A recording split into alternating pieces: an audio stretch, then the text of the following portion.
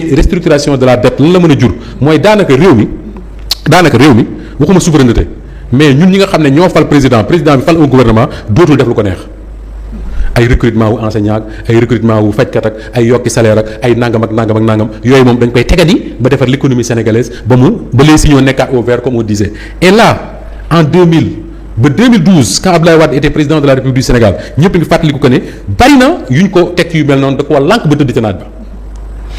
Bassirou Diomaye Faye est président de la République du Sénégal maintenant son ministre du commerce dit que nous sommes ouverts à un débat sur la restructuration son ministre de l'économie et des finances recadré ko ne ko loolu suñu wax la ñun mais du sa wax on verra ce que ça va donner d'ici les prochains jours ou les prochaines semaines. Alors on va changer un peu de sujet Moustapha pour évoquer cette proposition de révision constitutionnelle maanaam proposition ngir rek ñu coppi charte ndey réew mi nga xamante ne nag ak Ousmane Sonko mi assuré que ni lii di crise du am au sommet de l'État waaye tamit lan lañ si war a ndax mën nañu gëm ay kàddoom.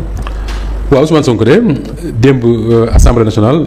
defe naa Abdou Mbow sax wax na ko le député Abdou Mbow ne ko fii kenn réglé wu fi ay compte politique. parce que dafa def xëy na loo xam ne lu rare la ci président wu assemblée mooy bi séance bi commencé il a tenu à faire un discours pour expliquer li nga xam ne moo am sur la proposition de révision de la constitution bi nga xam ne un groupe de députés moo ko porté li ko waral mooy Safiatou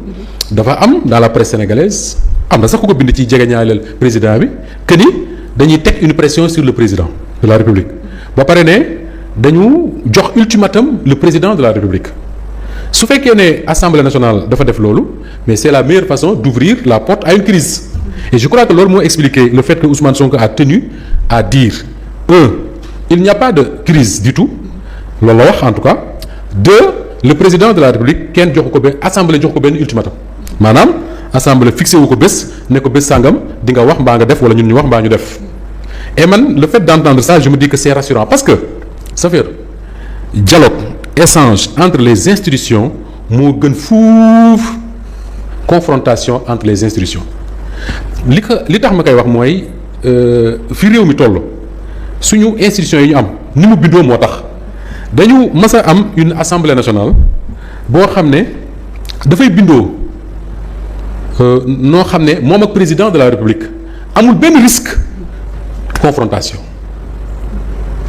est-ce que yaa ngi comprendre li ma bëgg a wax c'est-à-dire que loolu moo taxoon d'ailleurs Abdourahmane Diouf doon wax ne la majorité à l'Assemblée est une majorité diomayenne pourquoi parce que dafa jàpp ne Sénégal depuis toujours bu ñu demee élection présidentielle quelques mois après ñu dem élection législative sénégalais dañuy am tendance jox président de la République une majorité pour mu mën a gouverner en toute tranquillité noonu la demee sous Diouf noonu la demee sous Wade noonu la demee sous Macky Sall moo ci xaw a frôler je dirais pas la catastrophe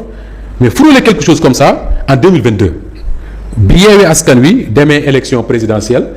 qu'est-ce que je dis élection législative dans le cadre de la coalition Yewwi ak Takku li ñu tuddee woon le PDF le plan Déthié Fall mooy yenn départements yi ñu ànd ku nekk dem ak sa liste nationale ba ñu demee joxe résultats yi soo fàttali ko dafa mel ne dafa témboo woon.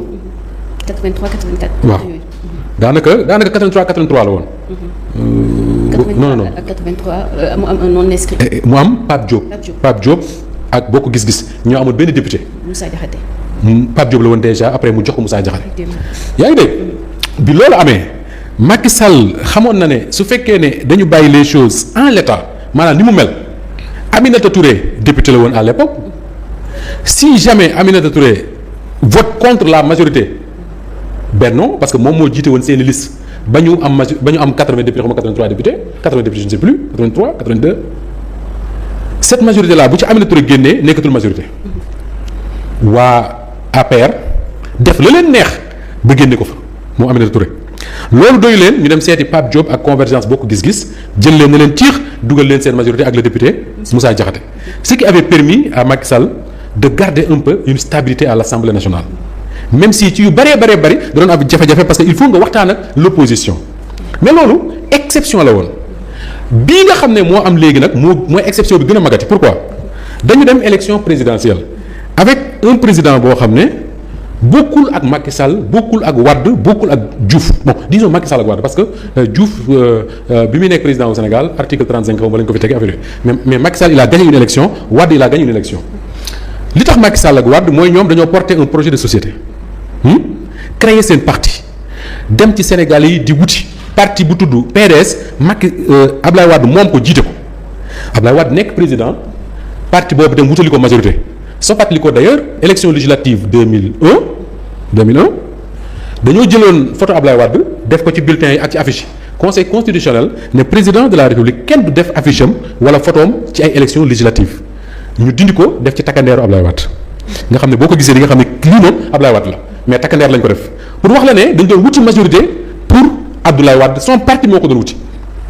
bi Macky Sall gagné en 2012 la même chose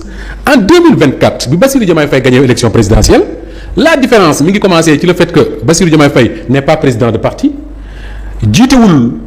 kuréel goo xam ne mën na ko may mu defar ay liste bind ña ko ca neex dem wuti c'est le PASTEF qui est allé chercher une majorité PASTEF boobu dem à l'élection am une majorité wu 130 députés donc PASTEF boobu su demee ba la majorité parlementaire moom ak le président de la République il ne parle plus le même discours li ñu mën ñoom ñaar mooy éviter autant que faire se peut la confrontation mooy des mots comme crise ultimatum et cetera il faut éviter ça parce que su doon du temps de Wade ba mu demee ba moog Macky Sall seen relation demeetul noonu Macky Sall Wade da ko convoqué mu ñëw mun a ko delloo ma sama yëf xam nga mooy lan mooy delloo ma fauteuil président assemblée bi nga toog Macky Sall mu leer ko ne su fekkee dafa bañ waa PDS seen bopp ñoo koy jëlee ci fauteuil président ba te loolu li ko wane mooy waa PDS dañoo jëlee mandat wu président assemblée 5 ans def ko 1 an renouvelable ce qui veut dire que ne dès que Macky Sall def benn année dañ ko fay jëlee te dañ koy humilier ci la Macky Sall démissionné président wu assemblée démissionné poste député démissionné maire wu Fatick lépp lu ko après PDS joxoon mu démissionné te loolu bokk na ci li ko Sénégalais yi nawee ba jox ko seen réew bii paa dafa bokkul bii paa tey Bassirou Diomaye Faye même su fekkee ne d'accordul ak Ousmane Sonko mënul ne la ko delloo ma assemblée nationale wala delloo ma fauteuil président de l'assemblée mënta nekk parce que la majorité des députés Pastef la ñu bokk te apparemment jusqu'à preuve du contraire ils sont toujours unis derrière le leader dans ces conditions là Safiatou Cissé su fekkee dañu jëm vers une révision de la constitution le président de la république souhaité woon na ko mais le fait que mu souhaité ko bëgg koo def ne veut pas dire que ni assemblée nationale amu ci droit assemblée am na ci droit ma jàpp ne man le plus important mooy il faut que discussion am il faut que dialogue am pour que le président de la république et la majorité parlementaire accordé seen ay violons ba ñu xam exactement ce qu'ils veulent faire duñ ne ñii dañoo sàcc projet wu jàmbur duñ ne ñii dañoo jox ultimatum parce que le Sénégal wax dëgg yàlla ak fii réew mi toll ak li ñu doon wax léegi ci la dette cachée ak tout ce qui va venir après mën nañoo tal leneen lu dul ay jàppante diggante une assemblée nationale ak l'exécutif. D'accord. Révision constitutionnelle pour lan maanaam coppite yi lan ak lan la ñuy coppi. waaw coppite yi de am na lu ma ci jotoon a gis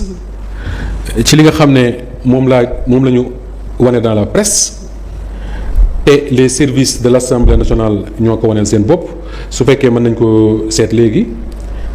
du ay coppite la yoo xam ne man jàpp naa ne am na solo li tax mooy dañu wax par exemple que ni dañu jëm vers la création d'une cour constitutionnelle bu war a remplacer le conseil constitutionnel cour constitutionnelle boobu ñu ne la 9 membres la war a am ñett yi assemblée nationale moo koy proposé et man j'ai l'impression que lii du lu bees parce que le conseil constitutionnel actuel sous Macky Sall le président de l'assemblée waxoon nañ ne mooy day proposer des membres du conseil donc li war a bees mooy jógee vers un conseil constitutionnel dem vers une cour constitutionnelle c'est-à-dire foofu borom xam-xam yi jàng droit ñu ngi ci expliqué wu lu bari mais man journaliste observateur kese dafa am ci loo ci xam ne pour man dañ cee war a tey bu baax a baax parce que ni ma déggee ñu waxu cour constitutionnelle peut-être que je me trompe mooy am benn cour boo xam ne dina am possibilité mën a intervenir dans les affaires internes de l'Assemblée nationale du Sénégal soo seetloo fan yii am na ay députés yu saisir le conseil constitutionnel pour wax leen ne Ousmane Sonko amuñu droit réintégrer ko Assemblée nationale ba muy nekk président lan la leen conseil constitutionnel tontu mooy dafa incompétent pour prononcer wu ci loolu maanaam ay pouvoir am may ko mu dugg ci mbiru Assemblée nationale ma jàpp ne loolu même bu fekkee ne mën na am ay amélioration dama gëm ne war nañoo def lu ñu mën Safiatou Cissé ngir li ñu tuddee séparation des pouvoirs dans ce pays buñ ko renforcer wul ñu bañ koo wàññi ay magistrats fii nee nañ fi Assemblée nationale da leen a bëgg a déglu ñu ne xalaatuñ ko parce que au nom de la séparation des pouvoirs un magistrat mënul dem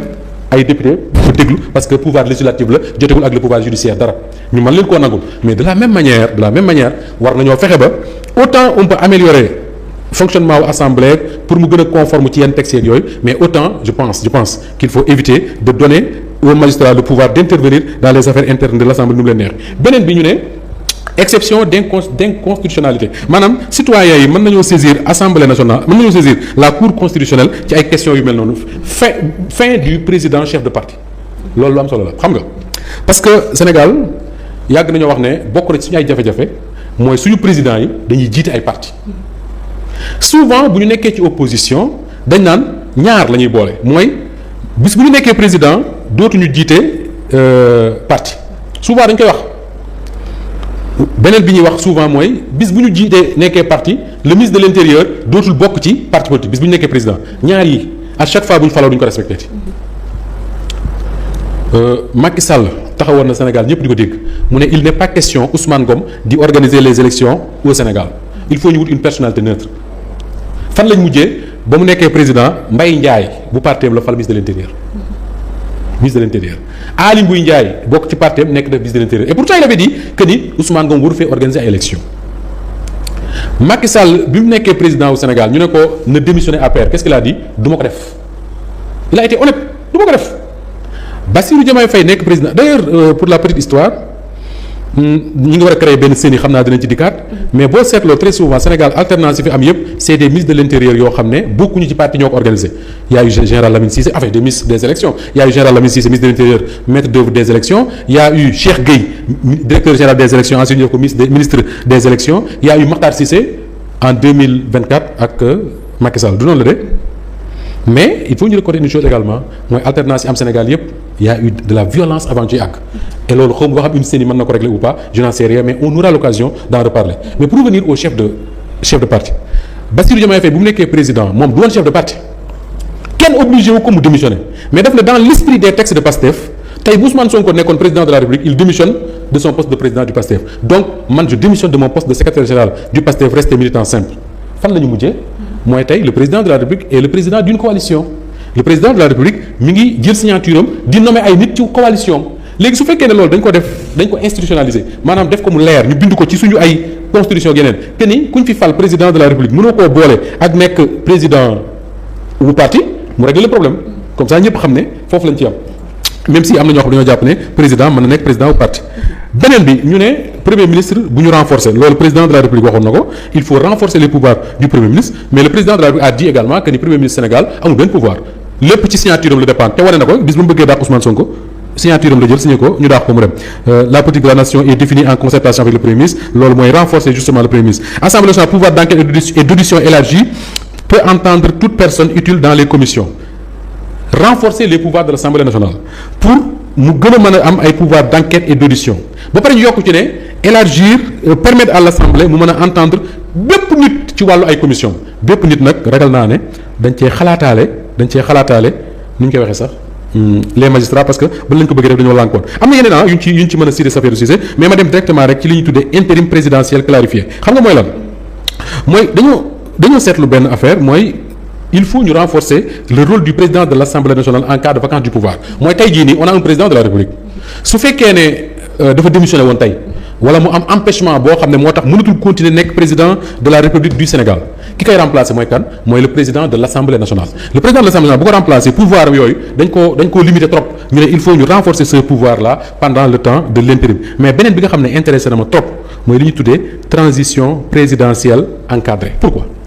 ci loolu laa koy jeexale d'ailleurs soo ma ko permettre transition présidentielle encadrée mooy dañoo seetlu que ni Macky Sall mii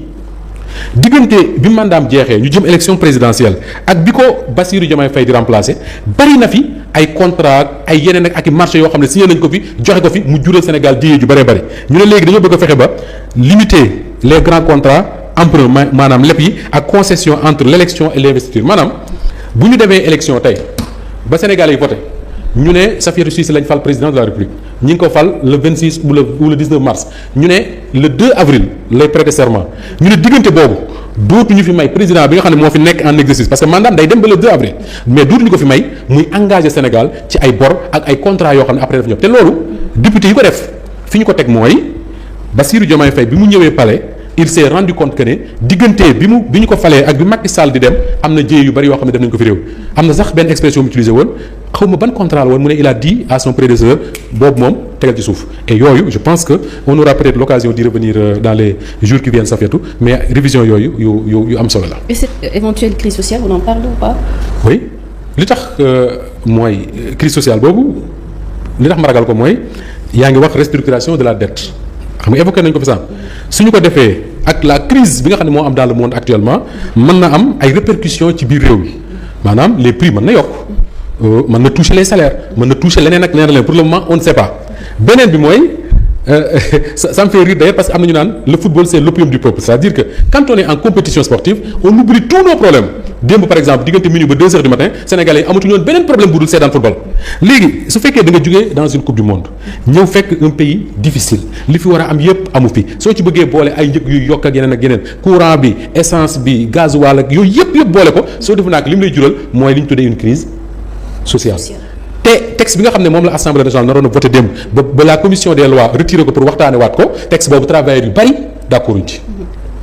donc yooyu yëpp moo tax ma jàpp ne Bassirou Diomaye Faye dafa war a activer tout de suite li ñuy tuddee mode de gestion de crise xam nga mode de gestion de crise mooy lan mooy anticiper les crises mooy